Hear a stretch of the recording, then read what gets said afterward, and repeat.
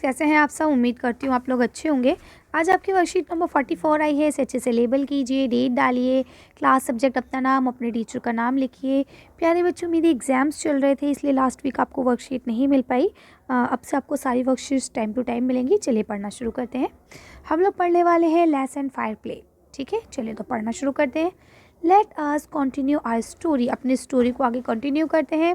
यहाँ लिखा है रीड द कॉमिक स्ट्रिप। यहाँ पे आपको ये कॉमिक की स्ट्रिप्स दी गई है ना। ये स्टोरी देखिए कॉमिक के पैटर्न में दी गई है। Blow from the story and choose the correct option. ठीक है, अब आपको स्टोरी पढ़नी है और सही ऑप्शन को चूज़ करना है। देखिए, पहले आप ये सारे पॉइंट्स पढ़ेंगे, इधर के आंसर देंगे।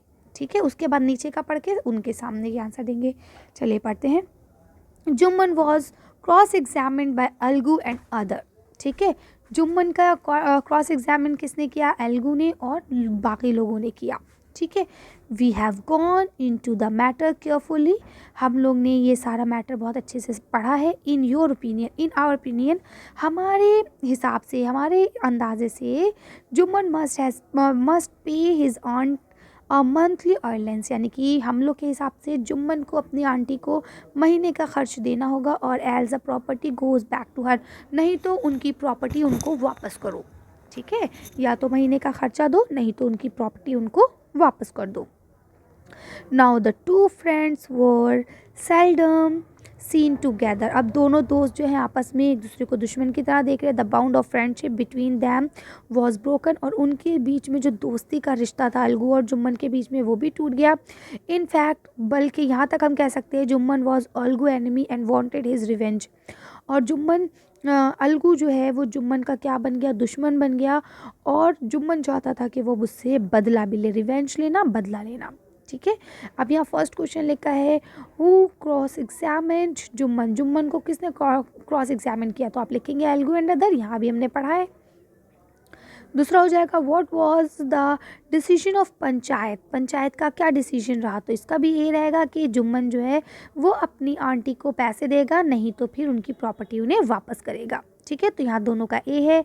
आगे पढ़ते हैं। देखिए, यहाँ लिखा हुआ है डेज पास्ड एंड, काफ़ी टाइम गुजर गए, as ill luck would have it Alagu Chaudhary found himself in a tight spot. क्या हुआ? दिन गुजरते गए। काफ़ी दिन गुजरने के बाद अलगू चौधरी ने अपने आप को एक मुश्किल मतलब दुविधा में पाया। क्या दुविधा थी उसकी? बताते हैं। One of his fine pair of bullocks die. उसकी एक जो बैलों का जोड़ा होता है वो मर गया था। And he sold the other to Samjhu Sahu, जिसे उसने समझू साहू को बेचा था। ठीक है, a car driver of the village, जो कि एक कार ड्राइवर है विलेज का। The understanding was that Sahu would pay the price of a bull cart in a month time. यानी कि साहू ने ये कहा था कि भाई हम तुम्हारे बुल कार्ट लेके जा रहे हैं और उसके पैसे हम तुम्हें 1 महीने के अंदर देंगे। It's happen that the bullock, क्या हुआ? Die within a month. अब उसने, अलगू ने अपनी जो बुल हैं, दोनों जो बैल थे, वो क्या करे? उसको दे दिए। और उसने कहा हम तुम्हारे पैसे महीने भर में दे देंगे। लेकिन क्या हुआ कि वो बुल्स जो हैं वो मर गए महीने के अंदर। ठीक, सर्वल मंथ, कुछ महीने बाद, after the bullock died, bullock मर गए।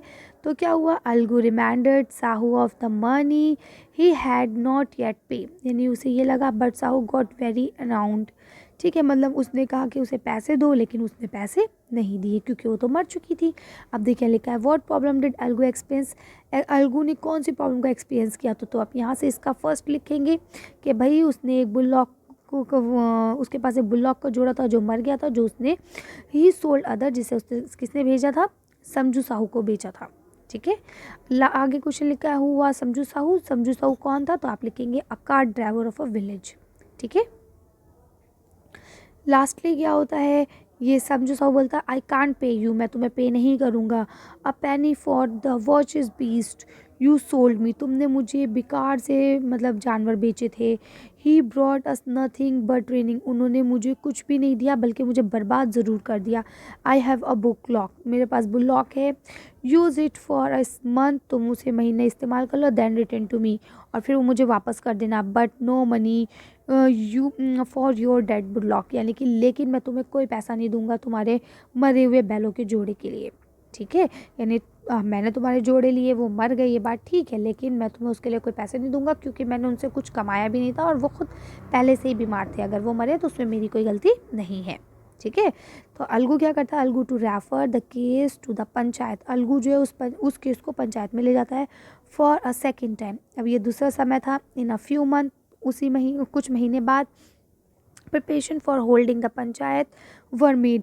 पंचायत को बनाने के लिए प्रिपरेशन चल रही थी and both parties started meeting people seeking support. ठीक है।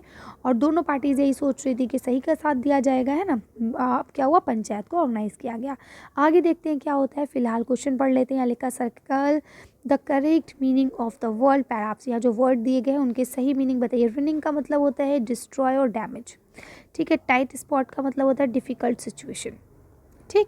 तो ये दोनों आप कर लेंगे। आज की वीडियो को हम यहीं ख़त्म करते हैं। आज की वर्कशीट में बस इतना ही। अगर आपका मेरी वीडियो पसंद आई हो तो प्लीज़ इसे लाइक और शेयर करें। अगर अभी तक आपने मेरे चैनल को सब्सक्राइब नहीं किया तो प्लीज़ मेरे चैनल को सब्सक्राइब करें। Thank you for watching.